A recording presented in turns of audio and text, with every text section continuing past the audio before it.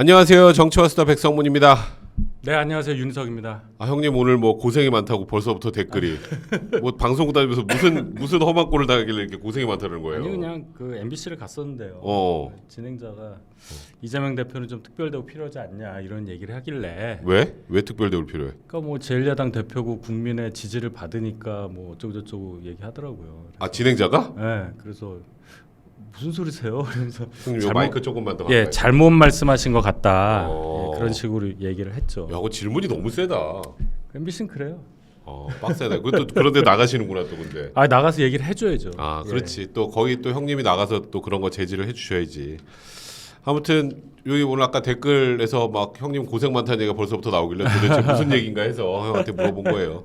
자 일단 먼저 저희 그 슈퍼챗 말고 저 위에 후원 계좌 있잖아요. 후원 계좌로 저희 7월달에 후원해주신 분 좀 소개해드릴게요. 좀 띄워주실래요? 네 일단 이종기님, 유은아님, 최창영님, 최창영님은 3번이나 해주셨습니다. 또 4번이네요. 이범성님, 장광규님, 박은 요즘 좀, 네, 박상욱님, 이금옥님 모두 너무너무 감사드립니다. 여러분들이 이렇게 후원을 해주시는 덕분에 저희 정치와스타가 계속될 수 있다는 거 다시 한번 말씀드리고요. 저희 또 시작 전에 잠깐만 광고 좀 하겠습니다. 지난주에 요 북창 순두부를 저희가 광고를 하고 생각보다 꽤 많은 분들이 또 나이스. 구입을 하셨더라고요. 나이스. 물론 저도 샀습니다. 근데 왜 이렇게 아직 안 오냐 하실 텐데 이게 신선식품이라 아마 어제 배송돼서 오늘이나 내일쯤 도착하지 않을까 싶고요. 그리고 이게 다음 주 목요일까지 진행이 되니까 혹시 드셔보신 분들 맛있으면 한 번 더 주문하셔도 좋고요. 저도 저번에 이게 소주 한 잔 먹으니까 이게 너무너무 괜찮더라고. 거짓말하고 집에 갔더니 있더라고. 아 진짜?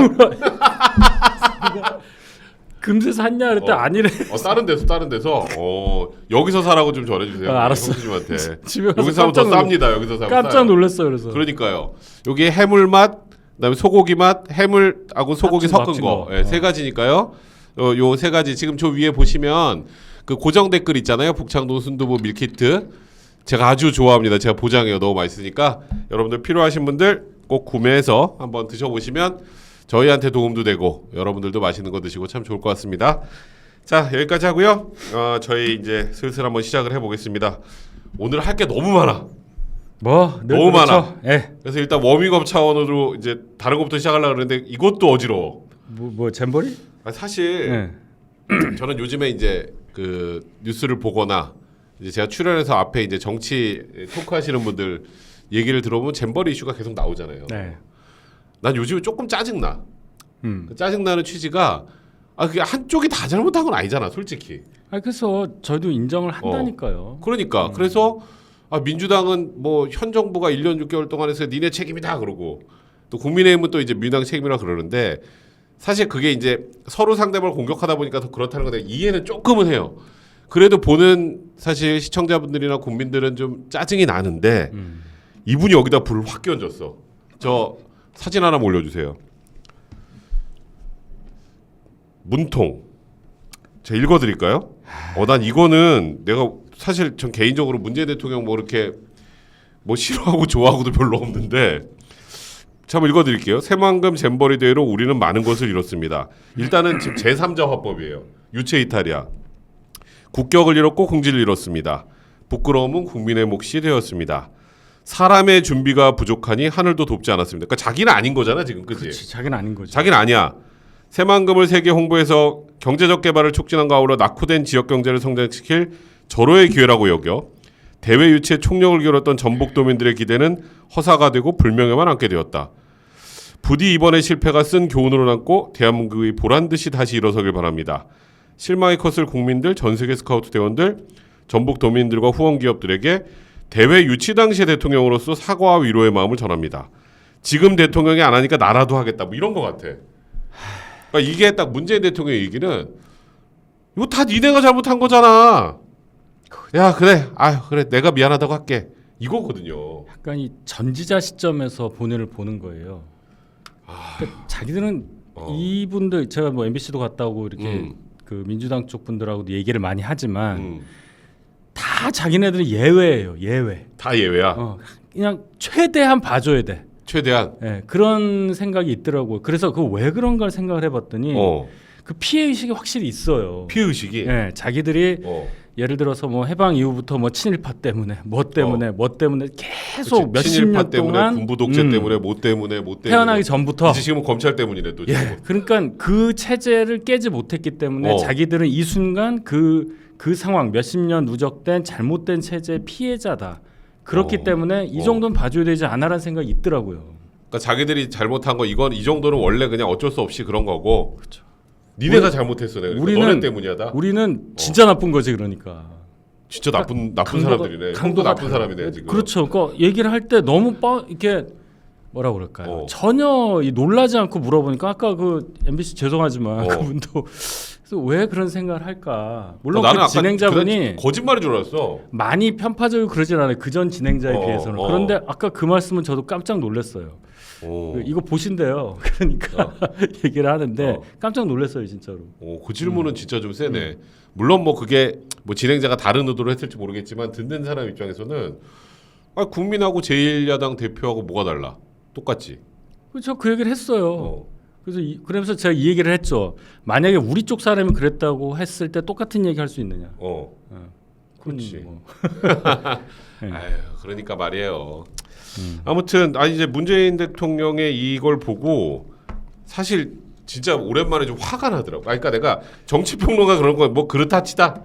그 뭐 이쪽 뭐 대변하니까 그리고 전직 대통령이었던 사람이고 전 정부 내내 어쨌건 이 잼버리에서 자유로울 수 없는 분이. 그러니까 우리도 준비를 제대로 하지 못한 부분에 대해서는 송구스럽다. 하지만 이 정부도 좀 더 잘해서 했으면 좋지 않았을까? 뭐 그 부분에 대해 송구스럽다. 이거 얼마나 좋아요. 그렇죠. 아름답잖아. 그렇죠. 근데 나는 참 너네가 뭐 어떻게 이따위로 해가지고 지금 우리나라 국격을 이렇게 망가뜨리니 이 나쁜 놈들아 이거 아니에요. 그러니까 뒤끝이 엄청난 거예요. 물론 적어도 대통령까지 지내신 분이라면 현실 정치에 이런 얘기를 안 하시는 게 제일 낫다고 하면 아실 겁니다. 그렇지. 근데 뭐 잊혀지고 싶다고도 했는데도 맞아, 잊혀지고 싶댔잖아. 1년 훨씬 넘는 기간 동안 지금 몇 번째입니까? 그러니까 내가 보니까 잊혀질 것 같으면 한 번씩 나오는 것 같아. 네, 그러니까 그 뒤끝이 길다는 말. 뭐 조국 전 장관도 마찬가지예요. 그렇지. 중간에 뭐 좀 이렇게 숙인 것 같다가 또 이제 뭐 딸 기소했다고. 이제 뭐 남산으로 남산 얘기하고 본인이 갖고 있는 그 운동권에 대한 컴플렉스 같아요. 같은 시대를 살았는데 본인은 그렇게 운동권 주류가 아니었거든. 그러니까 미안한 뭐 이거 뭔지를 모르겠어요. 그 정신 그 세계가. 그러니까 나는 그래서 문통이 잊혀지겠다고 하는 거는 아무리 봐도 내가 보기에는 그건 거짓말인 것 같고. 그거는 이제 최대한 그냥 착하고 좋은 사람인 코스프레를 자꾸 하시니까. 그렇죠. 예. 결국 이제 내년 총선 얼마 안 남았잖아. 결국 본인이 어떤 식으로든 영향력을 끼치겠다는 의미 아니에요? 그래서 다 모았다면서요. 그러니까 왜 모아? 모르겠어. 그러니까 보니까 이 양반은 그냥 저기 강세형님 말이 딱 맞아요. 나를 잊지 말아요. 나를 잊지. 노래가 생각나는. 그러니까 제가 사실 요거는 짧게 할 거예요. 문재인 대통령 얘기 뭐 길게 할 것도 별로 없고 이걸 보다 화가 나서 형하고 한번 얘기해보고 싶어서 올린 거고. 나는 이게 오늘 이제 첫 번째 아이템 메인은 이건 것 같아요. 사실 그 정진석 의원 그 판결 처음에 판결을 나왔을 때 내가 이게 뭐지? 왜냐면 그때는 뭐 성향이고 뭐고 전혀 상관없이 그래서 정진석 의원이 뭐라 그랬나 이렇게 보니까 이제 그러니까 뭐 좀 각설하면 권양숙 여사하고 부부 싸움을 하고 권양숙 여사 가출한 상황에서 이제 뭐 그 전에 이제 뭐 수사 받고 그리고 이제 극단적 선택을 한 사건이다 이렇게 이제 올린 건데 그게 보니까 박원순 전 시장이랑 이렇게 그 좀 이렇게 SNS상에서 다툼이 있다가 이제 그 글을 올린 그렇죠. 거더라고요. 17년도 얘기입니다. 물론 저는 그 글은 잘못됐다고 생각해요. 그 글은 뭐 저도 동의가 안 되고 그런 글을 왜 도대체 올렸는지는 잘 저도 이해가 안 돼. 100번 양보해서. 이제 그런 상황이면 이게 죄는 무슨 죄냐? 그러니까 돌아가신 분에 대한 명예를 훼손한 거다. 그래서 사자 명예훼손. 사자 명예훼손이에요. 사자 명예훼손은 반드시 허위 사실이어야 돼. 그러니까 진실한 사실인 경우에는 이제 사자 명예훼손죄로 처벌이 안 돼요. 네. 그러니까 이게 허위 사실임을 전제로 해서 처벌을 하는데 형 아주 상식적으로 한번 생각해 보자. 살아있는 사람 명예훼손한 게 중하겠어요? 돌아가신 분 명예훼손하는 게 중하겠어요? 뭐 이거는 그냥 이제 그냥 아주 일반적으로 드라이하게 뭐 살아계신 분 명예훼손이 더 중하지 그렇죠. 않을까요? 그건 당연한 거예요. 그러니까 제가 이 노무현 전 대통령을 폄훼하는 그런 의미가 아니고 이건 말 그대로 이 법조문을 비교해 드리는 거예요. 그래서 일반 명예훼손보다 사자 명예훼손은 형량이 낮습니다. 형 일단 명예훼손으로 실형 선고받았던 사람 기억나는 사람 있어요 혹시? 조현우 그거 있지. 경찰청장. 그렇지. 거기는 조금 다르긴 하지만 그래서 그분 그 전주 의원이죠. 전주 제가 의원이 그 얘기 나중에 판사잖아요. 좀 하려고요. 네. 이거는 제가 문제의식 갖고 얘기하려고 그래요. 그러니까 그거 저도 이제 그걸 하나를 빼고 그 다음에 뭐 살아있는 사람 명예훼손에서도 이제 실형 선고받은 게 옛날에 타진요. 그렇지. 근데 예. 그것도 나중에 결국은 집행유예로 이제 집행유예. 나왔어요. 예. 근데 그거는 뭐 정말 집요했잖아. 정말 집요했어. 근데 그래서 또 정진석 의원의 얘기 이런 얘기를 뭐하러 하시나 중진 의원이 이거에 대해서는 나는 진짜 굉장히 이것도 별로라고 생각을 하는데 여기서 많은 분들이 모르는 게 하나 있어. 검찰에서도 이 정도 사건이면 보통 벌금이 나와요. 명백하게 벌금이 나와. 난 저 이거 요 사건에서 벌금 이상이 나온다는 건 좀 이해가 안 되긴 했는데 그냥 그래서 검찰이 벌금 500만 원이 약식 기소를 했어. 실제로. 그러니까 이게 재판에 넘겨져서 검찰이 500을 구형한 게 아니고 약식 기소하면 어떻게 되냐면 내가 형이 이제 명예훼손에다 치자. 그래서 내가 검사인데 그래 윤희석 벌금 500만 원 꼬우면 정치재판 청구해 이거거든. 근데 이제 아주 예외적으로 판사가 아니야 이거는 저 정식 재판 해야 돼. 그래서 이걸 이 판사 박병건 판사가 정식 재판을 회부를 합니다. 이것도 굉장히 이례적이야. 근데 정식 재판으로 회부를 하는 게 그 의미가 뭘까요? 500 갖고는 안 되는 소리거든요. 그렇죠. 여기서부터 이상한 거예요. 그리고 6개월 실형을 선고하고 법정 구속만 안 했어. 그래서 맨 처음에 이 판결을 나한테 총평을 하라는 거야. 전혀 없어요. 그래서 좀 심하게 이례적이다. 저는 뭐 정치적인 문제를 떠나서 이게 사자명예훼손에서 실형 선고가 나는 경우는 아까 말한 그 사례를 제외하고 좀 본 적이 없다. 그리고 이게 그 뭐 과거하고 지금하고 좀 많이 달라진 상황이라 이게 갑자기 저도 그래서 정진석 의원이 법정에서 굉장히 불손하게 대했거나 아니 뭐 굉장히 뻔뻔하게 대해서 판사가 좀 열이 받았거나 그래서 아무리 열이 받아도 500만 원 구형했는데 실형을 6개월 선고하는 건 아닌데 정도였거든요. 근데 아무리 봐도 제가 결론이 납득이 안 돼서 그 이후에 이제 이 박병원 판사 얘기가 나오는 것 같아요. 저는 진짜 법원 판결에 대해서는 토를 잘 안 답니다. 변호사기도 하고. 근데 이유가 있었네, 형님. 그죠? 그렇죠. 우리가 그 판결을 내린 판사의 뭐 개인 신상이라든지 그분이 뭐 과거에 뭐 무슨 활동을 했고 무슨 글을 썼고를 가지고 판결의 배경을 유추하는 것만큼 슬픈 일이 없어요. 맞아요. 예. 우리가 그렇게 되면은 이 민주 정치를 유지할 수가 없잖아요. 모든 판결을 다 의심해야 되니까.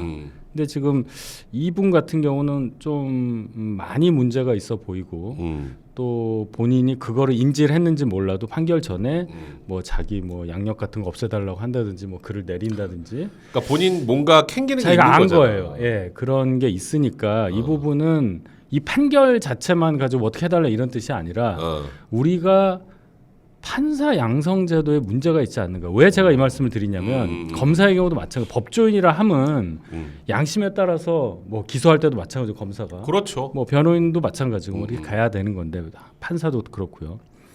제 아주 가까운 그 동기 동창이 유명한 검사였어요. 얼마 전까지. 지금도 검사를 하고 있죠. 서울지검에 이제 뭐 차장 검사까지 했는데 완전히 말도 안 되는 일을 하다가 결국 문재인 정권 마지막까지 그렇게 소위 말해서 부역을 하다가 딴 데로 갔단 말이에요. 이해할 수 없는 그 검사 집단이 있었죠. 그 중에 그렇죠. 하나예요. 그 중에 한 명이에요. 그럴 줄 알았어요, 저는.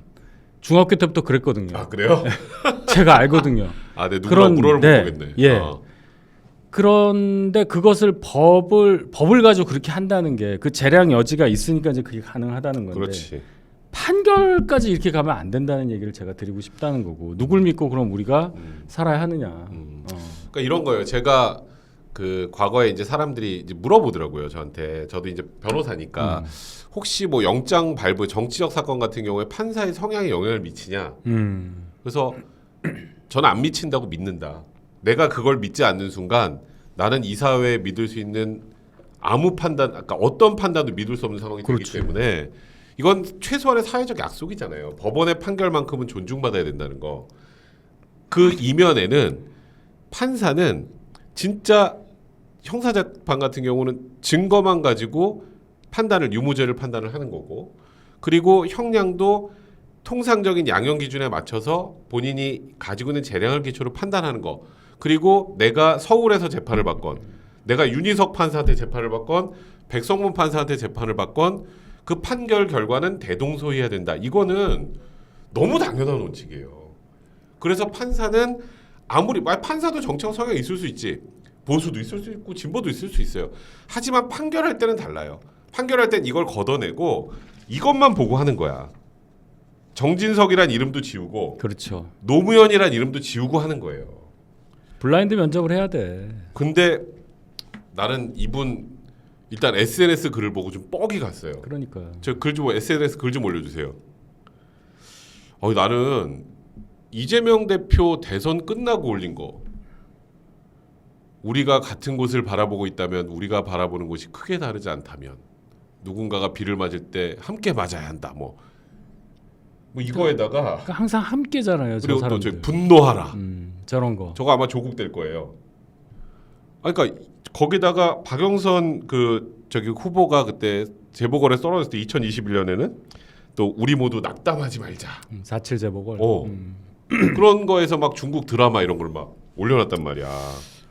야, 형 이게 사실 뭐 어느 나라나 판사에 대해서는 이런 부분은 굉장히 엄격해요.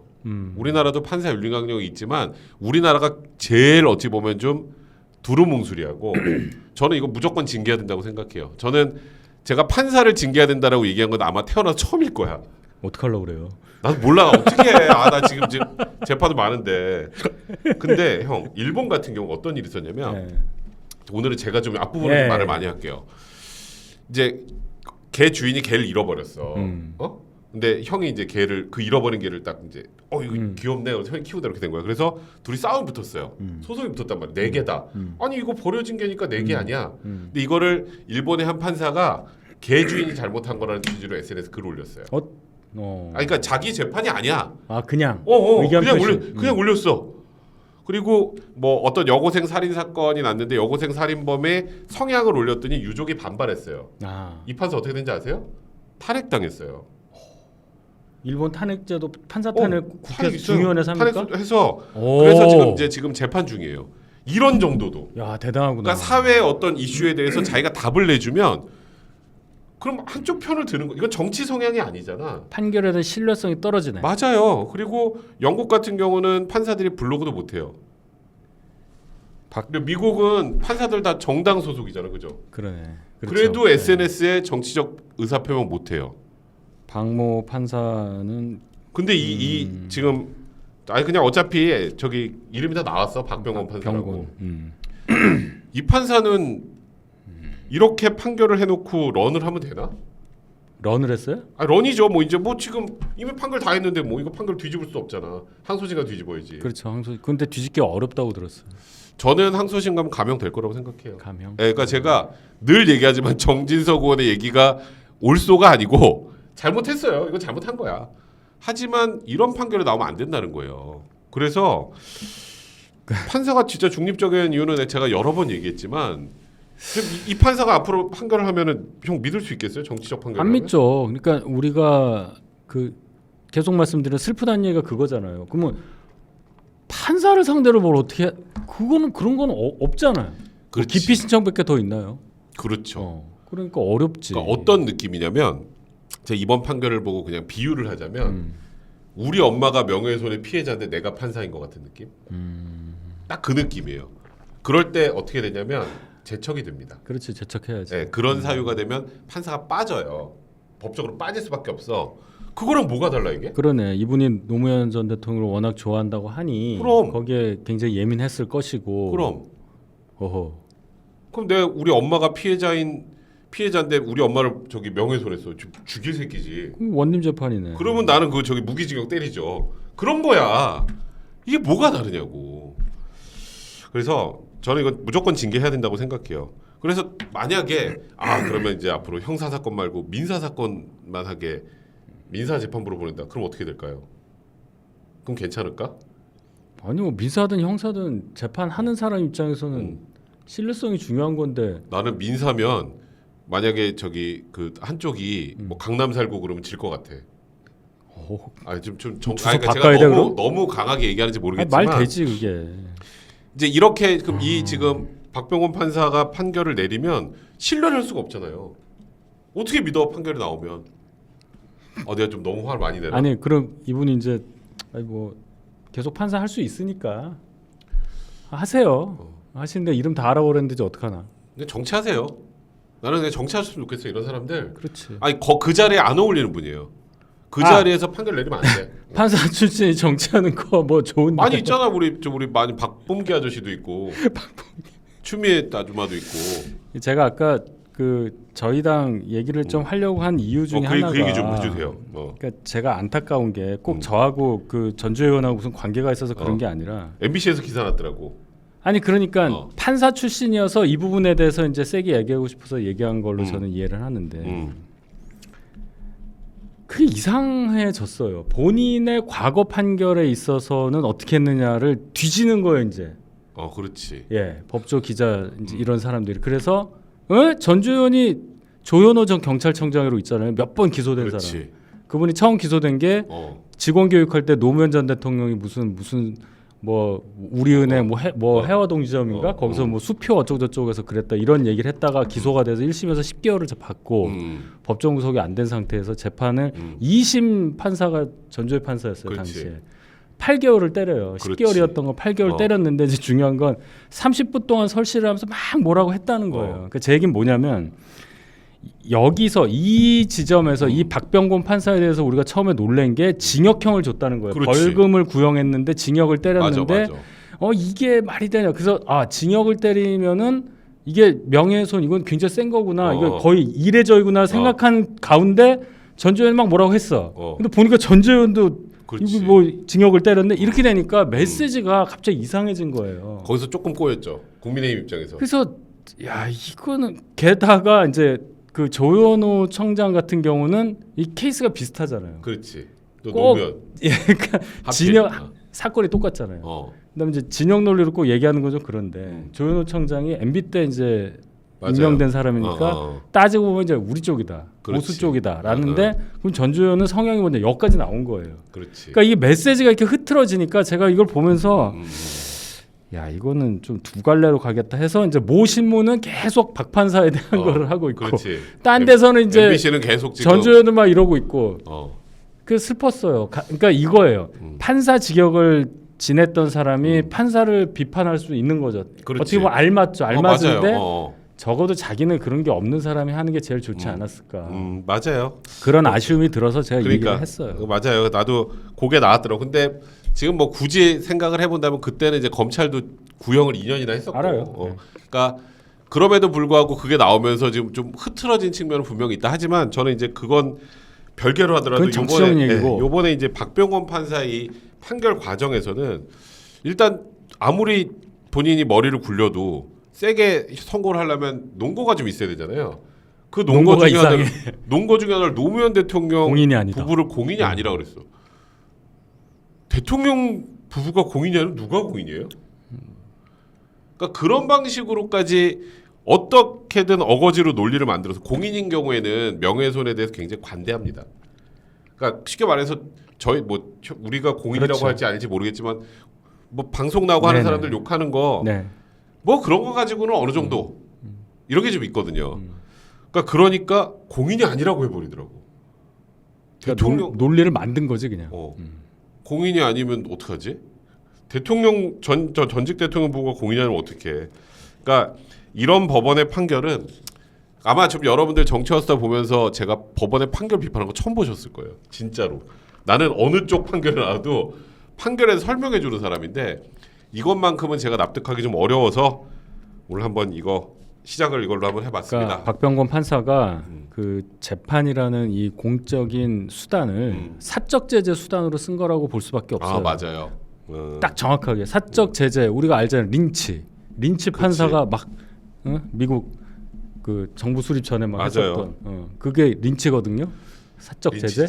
그렇지. 맞아요. 그거지 뭐. 그러니까요. 하여튼 이제 이 박병건 판사는 여기까지 하고요. 이제 본격적으로 두 번째 얘기로 넘어가 보겠습니다.